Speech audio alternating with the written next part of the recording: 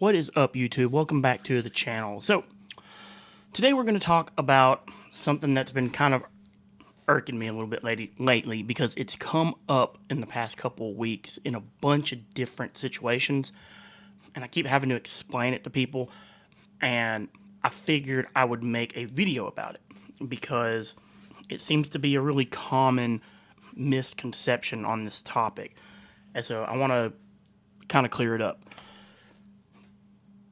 The topic is stereo versus dual mono. You may think, dual mono, what does that even mean?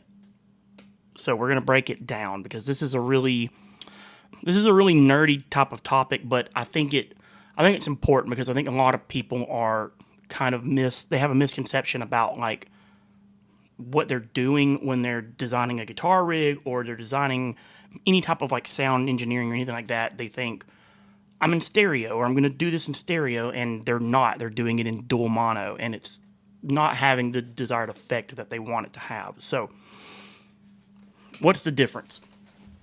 Well, the main difference is dual mono is going to be the exact same signal mirrored on the other side exactly the same.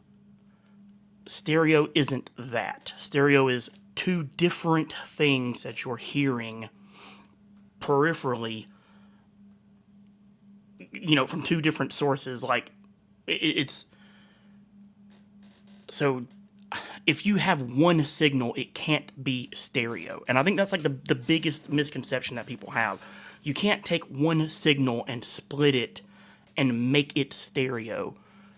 Something can only be stereo if it's two different signals, okay? If you have one of the instances this came up in was building an in-ear rig, helping a band build an in-ear rig. If you're coming out of one monitor bus on a board, it can only be mono, even if you're hearing it in both earbuds. Like, for example, right now, I'm hearing my talkback in both of these earbuds, but it's not stereo, it's dual mono. It's one microphone sending the signal in, and it's splitting that signal to both sides of the earbuds. I'm hearing it out of both, but it's dual mono. It's not a stereo signal. When you're designing a guitar rig, it's the same thing. If you have one model, or if you have a Quad Cortex or a Axe-Fx or something like that, if you come out of both inputs, or both outputs, if you come out of both outputs and you go to the front of house, you're still just playing your guitar. Like, it's one signal. You're one guy playing one guitar, and you've mirrored that audio signal on both sides exactly the same, and you're just taking up like two channels in the snake for no reason, and you're coming out dual mono, which you would be doing anyway if you just came out of one output into the board, right? The only instance where this is like slightly different is when you're using like really dramatic wet effects, like a delay or like an echo, some kind of like ping pong thing.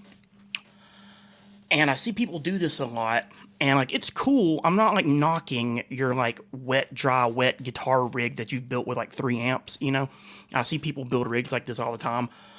But you have to kind of understand like where you're at and what you're doing and the context that you're playing in, because if you're in like a tiny little 200 cap room, it's not even going to be perceived by the people listening to it really like as stereo.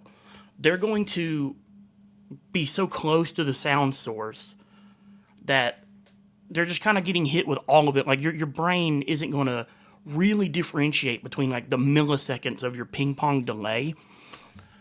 So you're like hauling all this extra stuff around, and if you're the only guitar player in a band, the sound guy is probably gonna sum you to like a mono channel anyway and just blast you out front of house mono, and it's not even gonna be like perceived that way to begin with. Because it like, as a front of house engineer, it makes mixing like kind of goofy in a live situation.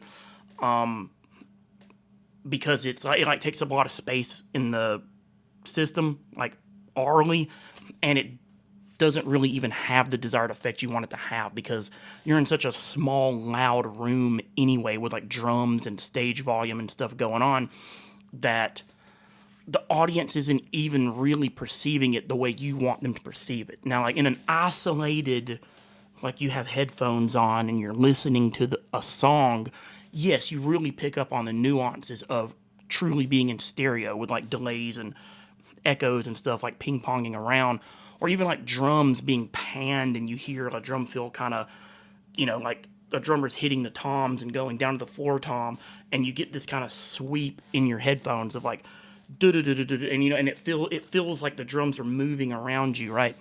That's the kind of thing you only really perceive accurately when you're like sitting there with headphones on and you can really like feel it and like perceive it.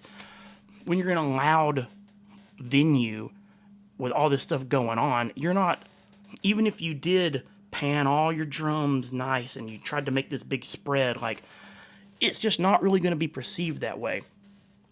And then when you get up to like bigger venues, if you're in like an arena with like 40-foot tall line array speaker towers, you know what I mean? You're probably so far away. If you're like on one side of the arena, you're so far away from the other speaker tower that you're not going to get any kind of like perceivable effect off of it anyway, because it's 40 feet up in the air and it's like 100 yards away from you. And you're sitting on this side of the arena and there's 20,000 watts or something or whatever of line array system aimed right at you, and that's what you're going to be hearing and perceiving. So those front of house guys usually just run everything up the middle anyway, because you're in such a like comically large space that the perceivable differences are not even there. There's kind of like a sweet spot of like size of a venue and your like position in the venue. If you're like dead middle of the venue and you're just far enough away but not too far, you can get the like, oh hey, ping ping, the delay, I hear it over here, I hear it over here. But if you get too close to it, that perceivable effect diminishes because you're right up next to the sound source. And if you're too far away from it, all of the sound is reaching you at the same time, so you're not really perceiving it as it's intended anyway.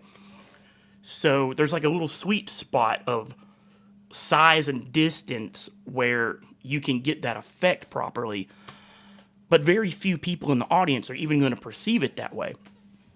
So is it really even worth it? Like, in my opinion, it's not worth it if you're hauling around 2 or 3 amps and you're trying to do this thing or whatever. It's just not going to translate in a live situation the way you want it to. And like, I have people do this all the time when I'm running sound for them, like stereo off their Quad Cortex or their Kemper or whatever, or stereo. Keyboard players are like the worst at this. They're like stereo out of my keyboard, and I'm like, dude, it's a piano, right? Like, if it was truly stereo, what do you want? You want me to like pan all your treble keys one way and all your bass keys the other way, so you get this like kind of thing going? I was like, that's not going to work. That's not going to translate at all. That's going to sound super weird.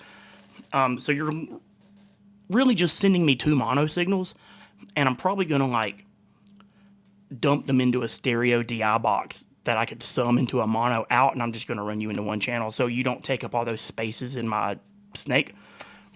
Because the people in the 200 cap bar that you're playing aren't going to perceive your stereo piano the way you want them, or think that they're going to perceive it. It's just not going to work that way.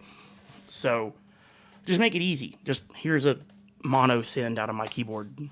Cool, go for it. Like, I know a lot of bands that run, like one of my bands, we run backing tracks, and I know a lot of bands that run backing tracks, and they run stereo backing tracks, and there's nothing stereo about their backing tracks at all.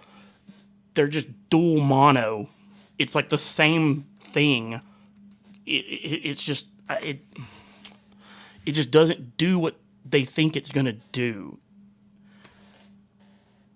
So try not to, I guess the point of this video isn't just rant about this topic.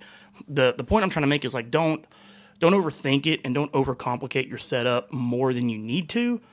If you're doing all of this stuff and you're doing all these things to like get stereo, chances are it's, even if you are getting 2 lines into a snake and coming out front of house, even if the sound guy is like taking that and doing it the way you want to do it, it's not going to be perceived by the audience the way you want it to be perceived. They're not going to hear it that way.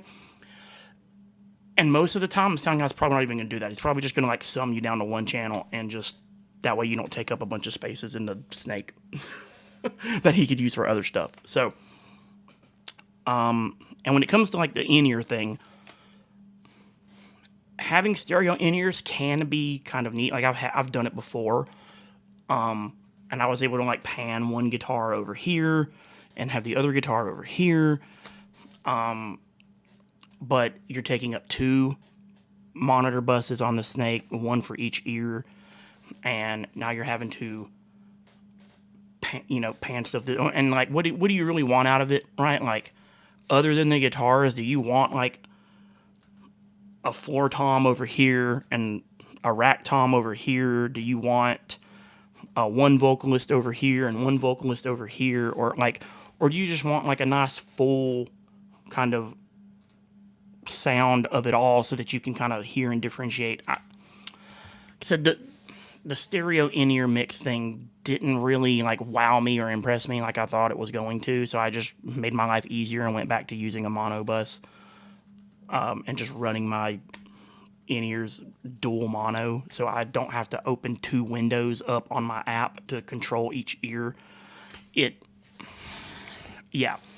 So don't get too, and now this is, again, with a grain of salt, if you will, this is all in like a live situation. Like in this, when you're recording, yes, like stereo is a really big deal, and you know that people are going to be listening to music these days, especially with earbuds in, and they really will perceive what you're trying to convey orally with your music in stereo. But in a live situation, in a live show, it's just not going to translate that way. Like I said, unless you're playing a certain size venue and everything works out perfectly, there might be like 20 or 30 people in the very middle of the crowd that are like, ooh, I get that. And then the other hundreds of people are over here or back up here in a balcony or something, and they're not getting that effect the way that you're intending it to be conveyed. So don't overthink it. Don't overcomplicate your rig. And just, make your life a little easier. And that's kind of so this feels like a weird video because there's no like, okay, cool, that's it, thanks guys, you know what I mean? It's just kind of like an open-ended thing. But maybe you didn't know about the differentiation between dual mono and stereo, and now maybe this video can kind of be like, give you kind of a, okay, I get it now, and I'm not going to waste my time like doing some things that aren't even going to be relevant anyway. It might just save you a little time and a little hassle with kind of designing your soundscape and designing your rig and stuff like that. So hope that helps, and I will be back soon. See you guys. Hit the like button, hit the subscribe button, all the YouTube stuff. Thanks.